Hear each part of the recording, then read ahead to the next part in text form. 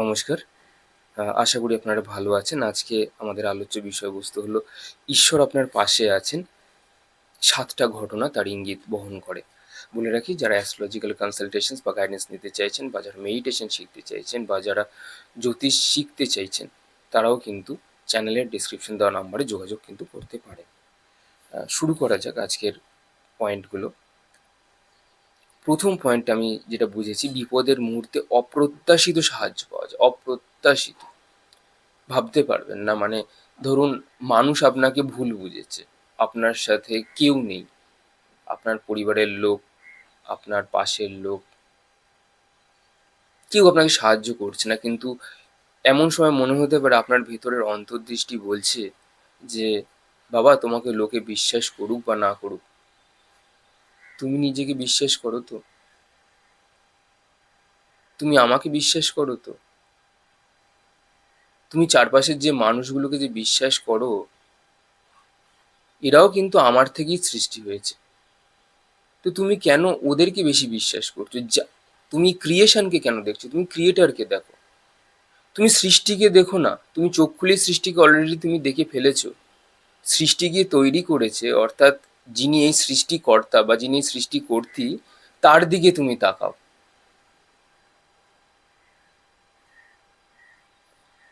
তো অপ্রত্যাশিতভাবে আমাদের সাহায্য আসে, সেটা আমাদের ভিতরের অন্তর্দৃষ্টি থেকে হতে হোক বা বিপদের মুহূর্তে যে কোনোভাবে হোক, সেই সাহায্যগুলো কিন্তু আমাদের মধ্যে কিন্তু চলে আসে। সেটা কোনো মানুষের হাত ধরেও আসতে পারে। আপনি চাকরি পাচ্ছেন না, হঠাৎ করে কেউ ফোন তুলে বলল যে একটা কাজ আছে, করবেন? তো এরকম হতে পারে। বা ধরুন আপনার বাড়ির লোক খুব মুমূর্ষু রোগী, অর্থাৎ আপনি কোথাও ভর্তি করাতে পারছেন না হসপিটালে, তো সেখান থেকেও আপনার একটা যোগাযোগ আসতে পারে। অনেক ধরনের জিনিসপত্রগুলো কিন্তু হতে পারে। ঠিক আছে? তো এই অনেকগুলো জিনিস বা এই অনেকগুলো অপ্রত্যাশিত সাহায্য ঈশ্বরের হাত দিয়েই কিন্তু আসে। এগুলো আর কোথাও থেকে আসে না। ঈশ্বর ছাড়া এই পৃথিবীতে কেউ আপনাকে ঠিক বুঝবে না। আপনার ভিতরের যত সত্তা আছে, কেউ আপনাকে ঠিক বুঝবে না। এই যে ধরুন আমি আজকে আপনাকে যে কথাগুলো বলছি, আপনিও আমাকে পুরোপুরি চেনেন না। তো আপনি আমার শুধুমাত্র কথাগুলো শুনছেন। বা আপনি যদি কোনো কথা বলেন, আমি আপনার কথা অনুযায়ী আপনাকে আমি জাজ করতে চলে যাব, কিন্তু এটা ঠিক নয়। এটা ঠিক নয়। একটা মানুষকে পুরো কমপ্লিটলি বোঝান, লোকে বলেন আমি আপনাকে অক্ষরে অক্ষরে চিনে গেছি, ভুল। তুমি নিজেকেই চেনো না। তুমি তো আগে নিজেকে তো চেনো, তারপর তুমি লোককে চিনবে। লোকে বলে যে অক্ষরে অক্ষরে আমি তোমাকে চিনে গেছি বা আপনাকে চিনে গেছি। আপনি ওই সামান্য যেটা আপনার ভালো লাগলো না, সেই অনুযায়ী আপনি তাকে বিচার করলেন, মানে করে বসলেন পুরোটা, পুরো মানুষটাকে বা পুরো তার সংস্কারটাকে। আপনি জানেন একটা পুরো সংস্কারকে বিচার করতে গেলে একটা মানুষের যতগুলো চক্র রয়েছে, অর্থাৎ ৭ খানা যে চক্র আছে, ওই ৭ খানা চক্রকে ধরে ধরে ধরে ধরে ধরে বিচার করতে হয়। এগুলো তো সেগুলো তো আমাদের মধ্যে নেই। তো আমরা বলে ফেলি মানুষকে আমরা চিনে গেছি। আপনি নিজেকেই চেনেন না। আগে নিজেকে চিনুন, তারপরে লোককে বুঝবেন। একটা মানুষকে গোটা চেনা না, হাজব্যান্ড ওয়াইফ যদি 30 বছর সংসার করে ফেলে, আমি আপনাকে তাও বলবো, এমন একটা কথা বলছি যেটা আপনাকে হয়তো আপনি শোনেননি কোনোদিনও, তাও আপনি তাকে না পুরোটা আপনি চিনে উঠতে পারবেন না। পুরো চেনা আপনার পক্ষে একদম সম্ভব না। পুরো সমস্ত তার গুণ সংস্কারকে চেনা আপনার একদম সম্ভব না। একদম না। আর দূর থেকে তো আপনি ভুলেই যান, এটা কোনো প্রশ্নই আসছে না। তো অপ্রত্যাশিত মানুষকে ছেড়ে দিন। মানুষকে ছেড়ে দিয়ে ঈশ্বরের কাছে যান, ওখান থেকে আপনি হেল্প পাবেন। কোনো মানুষের কাছ থেকে আপনি কোনোদিনও হেল্প পাবেন না। ঈশ্বর আপনাকে যদি বলে হ্যাঁ যাও, তুমি অমুক মানুষটার কাছে যাও, সেখান থেকে তুমি সাহায্য পাবে, আপনি যান, আপনি পাবেন। বা আপনি যদি ঈশ্বরের উপর ছেড়ে দেন যে ঈশ্বর আপনি আমাকে এমন একজনকে পাঠান যে আমাকে সাহায্য করতে পারে, আপনি পাবেন সাহায্য। আপনি সাহায্য পাবেন।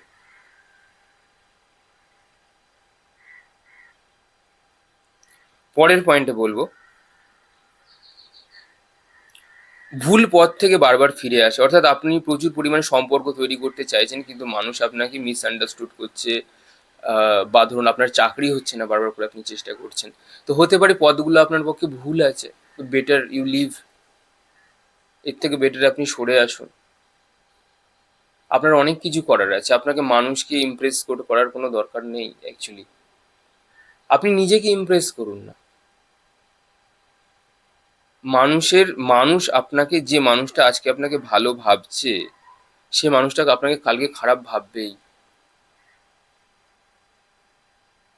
এই বিষয়ে কিন্তু কোনো দ্বিমত নেই।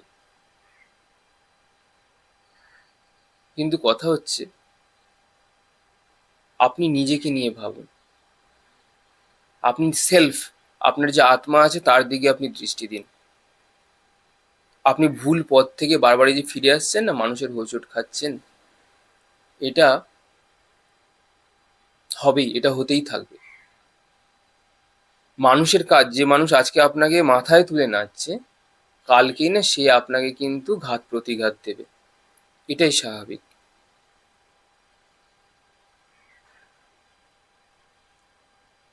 পরের পয়েন্ট আমি বলবো, প্রার্থনার উত্তর অন্যভাবে পাওয়া।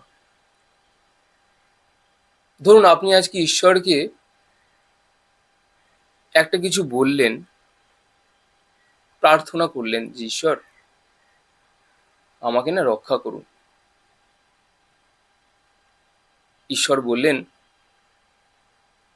ঠিক আছে, তোকে রক্ষা করব, কিন্তু তার জন্য তোমাকে কিছু ডিসিপ্লিন মানতে হবে, তোমায় কিছু কাজ করতে হবে, নিজের জন্য করতে হবে, এবং স্পেশালি নিজের জন্য। আপনি জানেন যত মানুষ নিজের উপরে কাজ করেছে, সেখান থেকে না অমূল্য সৃষ্টি হয়েছে, যা সমাজকে অবধি বেনিফিটেড দিয়েছে। অর্থাৎ আপনি লোকের দিকে তাকাচ্ছেন না। অনেক সময় ঈশ্বর কোনো উত্তর দেয় না। নো নরণচরণ, নট নরণচরণ। ঈশ্বর আপনাকে অনেক সময় উত্তর দেন না, সে চুপ করে থাকেন। কেন জানেন? কেন কেন কেন ঈশ্বর চাইছে এই যে তুই বারবার করে লোকের কাছে গিয়ে আমি ঠিক না ভুল, আমি ঠিক না ভুল, এই যে জাজমেন্টটা যে চাইছেন না, ঈশ্বর বলছে এবার তুই থেমে যা ভাই।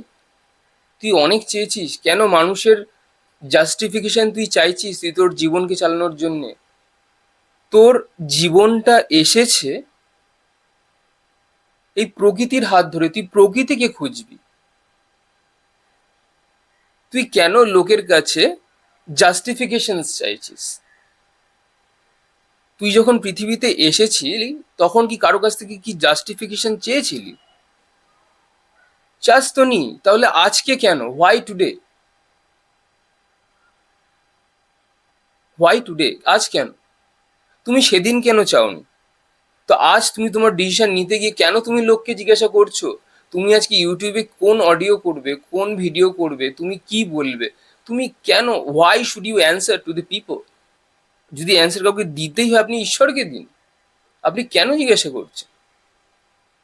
মানুষ আজকে যে আপনাকে ভালো বলছে, সে আপনাকে কালকে খারাপ বলবেই, সেটা আপনার নিজের লোক হলেও বলবে। এই জন্য ঈশ্বর আপনার অনেক সময় আমাদের প্রার্থনার উত্তর দেন না, ইচ্ছে করে দেন না, যে তুই চুপ করে যা, তুই চুপ করে যা, বি সাইলেন্ট। 4 নম্বর পয়েন্ট বলবো, কঠিন সময়েও ভিতর থেকে শান্তি অনুভব করা। অর্থাৎ বাইরে প্রচুর সমস্যা, প্রচুর সমস্যা, এত সমস্যা, চাকরি নেই, ঘরে বাবার শরীর খারাপ, মায়ের শরীর খারাপ, আপনার নিজেরও সেরকম ভাবে কোনো চালচুলোর অবস্থা নেই। তো এইভাবে কঠিন সময়েও যদি কেউ ঈশ্বরের পা যদি ধরে থাকে, তাহলে ভিতর থেকে সমস্ত বাধা বিপত্তি থাকলেও শান্তি অনুভব করা যায়। 5 নম্বর পয়েন্ট বলবো, জীবনের সঠিক মানুষটির আগমন। অনেক সময় যারা মানুষ হিসেবে আসে, অনেক সময় তারা দেবদূতের মতনও আসে। 5 নম্বর পয়েন্ট বলছি, এই যে আপনি সাহায্য চাইলেন, প্রার্থনা করলেন, অনেক সময় ঈশ্বর আপনার কাছে কোনো মানুষকে পাঠান, কিন্তু সেই ঈশ্বরীয় মানুষটি আপনার কাছে কিন্তু সারা জীবন থাকবে না। কারণ সে তার কাজটা করা হয়ে গেলে পরই সে কিন্তু তার পথ থেকে সে সরে যাবে, আপনার জীবন থেকে সে সরে যাবে। তার জীবনের শিক্ষা অতটুকুই ছিল।